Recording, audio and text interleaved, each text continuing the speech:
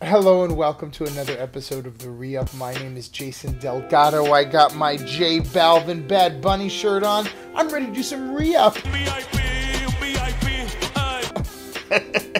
Anyway, welcome. My name is Jason Delgado. This is the ReUp, my kind of weekly podcast where I talk about my life as a comedian, going from the day job into the dream job, movie reviews, television shows I've seen, topics we talk about, and such. How's everybody doing? I hope everybody had a good weekend.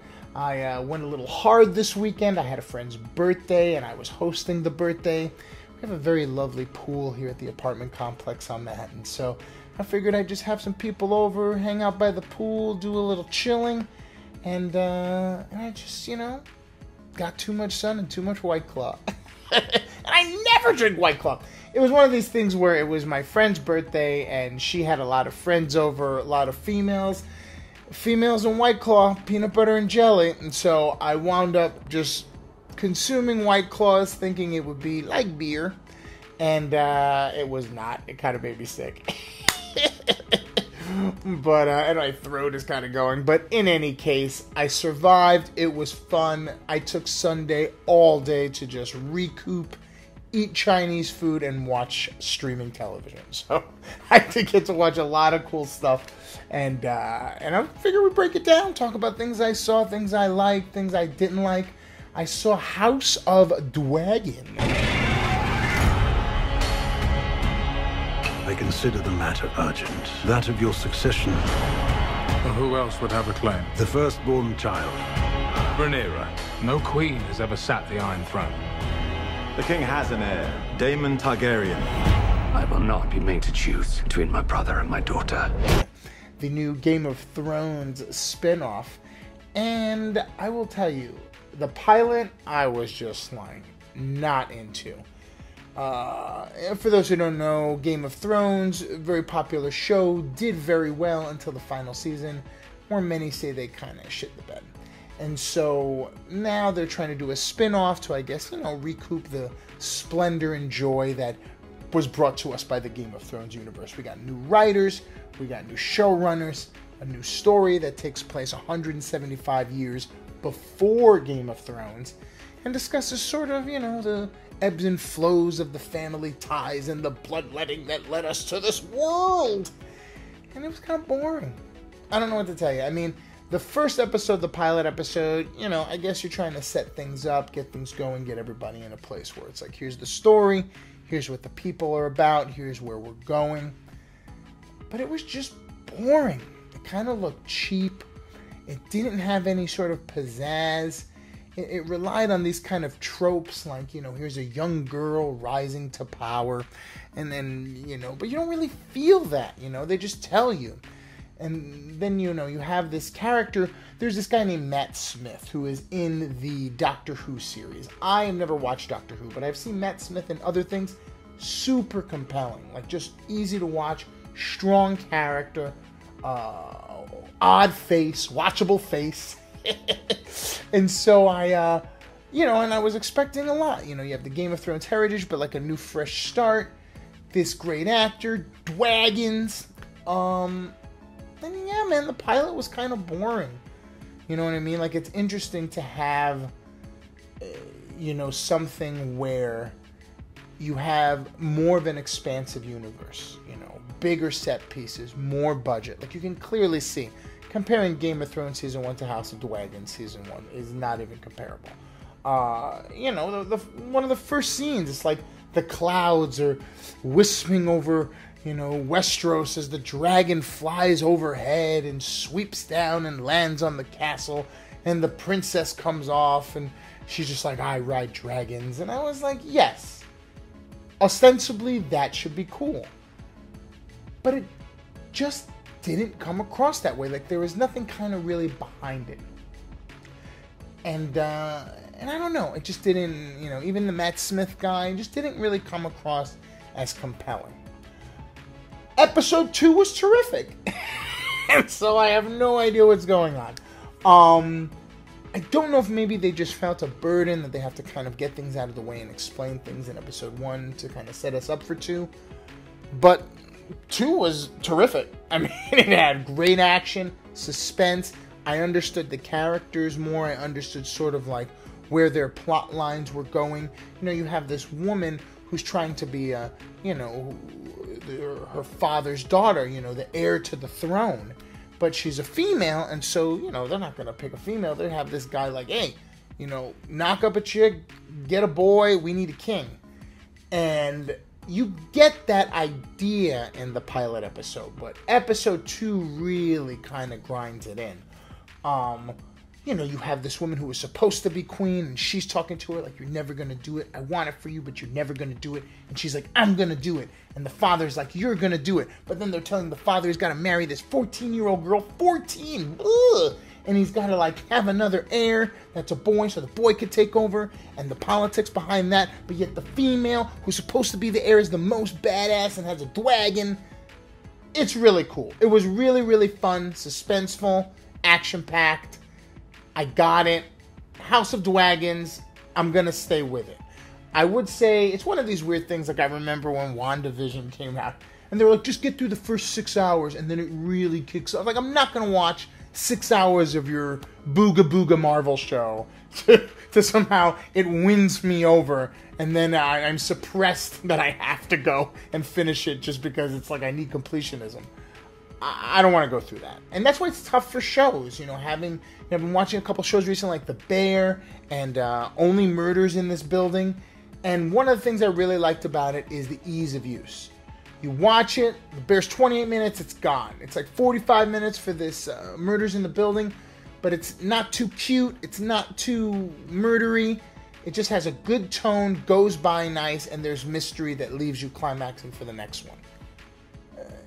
And so I don't want to like recommend like, oh, just get through these first ones and then it'll get better. But I would say House of Dragons is an example of that. You got to get through that pilot. Understand, I mean, it's not terrible, but it is definitely not great. One of the things I will say for House of Dragons that I cannot be down with is the violence. And I know I'm a prude. I'm not a prude. Here's what I'm saying. That thing is gross. There is a character set in the story where there are these people who have dragon scale skin because of some disease. And they nail people to the ground, living, so that crabs can eat them. And they show it extensively, aggressively, and obscenely. I am just not down. I mean, there's some scene. I honestly didn't even know who the bad guys were with the crab or with the dragon scales until I saw the preview for episode 3 that's coming. Because every time they put it on screen, the first shot is of like something decomposing or like skin being ripped, and I just cover my eyes. I don't even look. And so later on, you know, as the episode's progressing, they're talking about these people, and I didn't even know what they look like. But the preview, they can't show the gross stuff, so I finally get to see. I mean, look, do your violence, be realistic, yada, yada, yada. But make it watchable. Dude, that's like not watchable. That House of Dragon stuff where they're like decomposing flesh. And then in the pilot, there's an episode where there's like a murder that's cross-cut with like the birth of a child. Dude, you gotta relax on like the violence for shock's sake, man. It's just not worth it. Make the show watchable. You have good characters. You have the wagons. Just make it cool and fun and make it but not like unwatchably gross. And House of Dragons right now, those scale people and the unwatchable. Literally unwatchable. So, that is my review of House of Dragons. Compelling and unwatchable. But I would say I'm intrigued. I'm going to keep watching. I just wish they kind of clean up a little bit. Clean up your act. A little bit. The other show I watched, and I don't know if this is the name of it, but I'm closer than further away, was Designing a Sex Room. And look, there was a lot of boozing on Saturday, and we needed a day of recoup. That's just kind of the way it goes.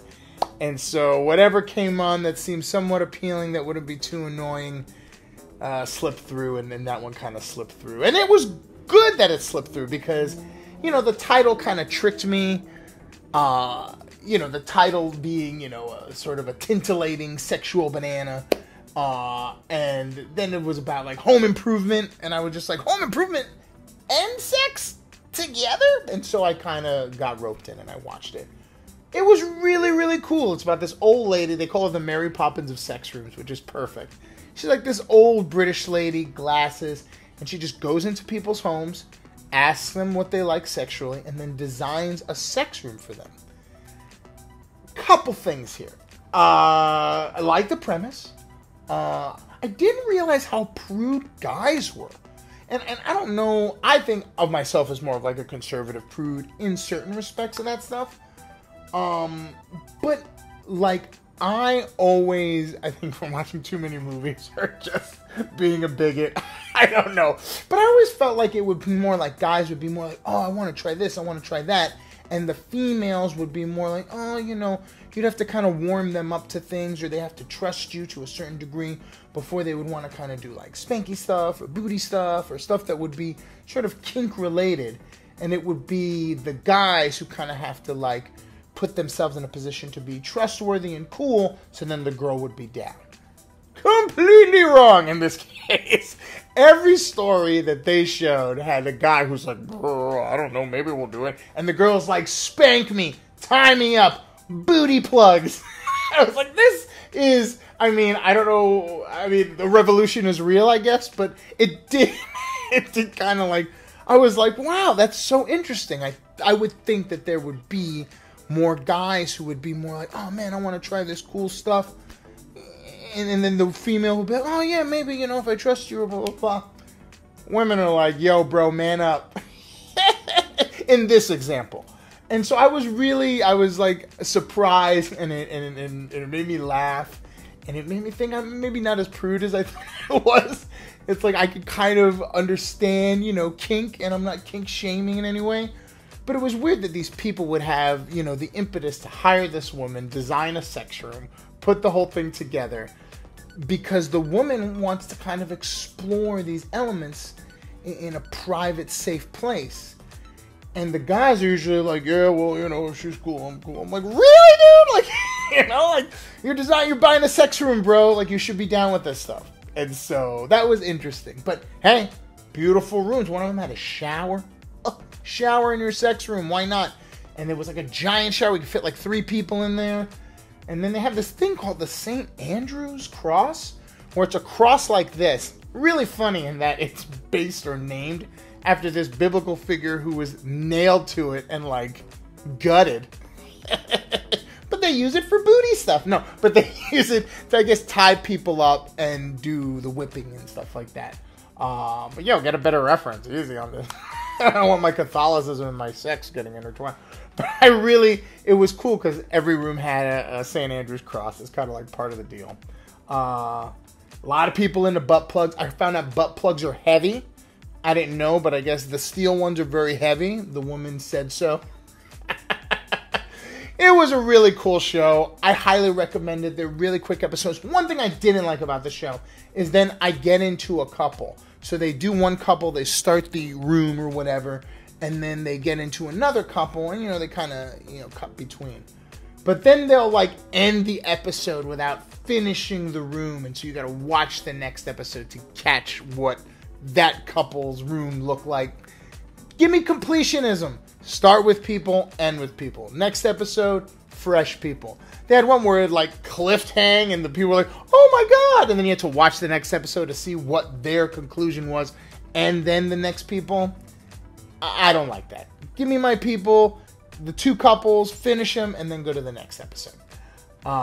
Amazing rooms, though. Like, we're not even talking, like, poles or, like, mirrors. We're talking, like, showers and feathers and crosses and all types of cool stuff that were normally in, you know, you'd think of like this dungeon, dirty, but it was like contemporary and modern and cool and like, I don't know, it was a really cool thing. It made me think like, if I ever am rich, besides yachts and planes, I'd be cool to get a nice sex room, you know, just for me.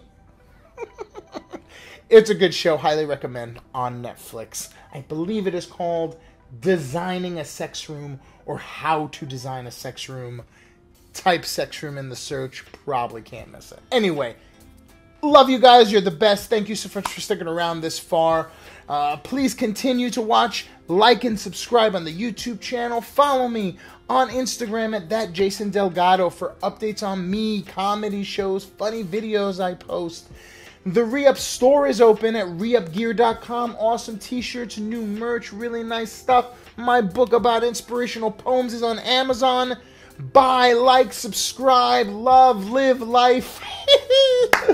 Thank you so much for joining me. My name is Jason Delgado. This has been the ReUp. So much fun always. And I will see you guys in the next one.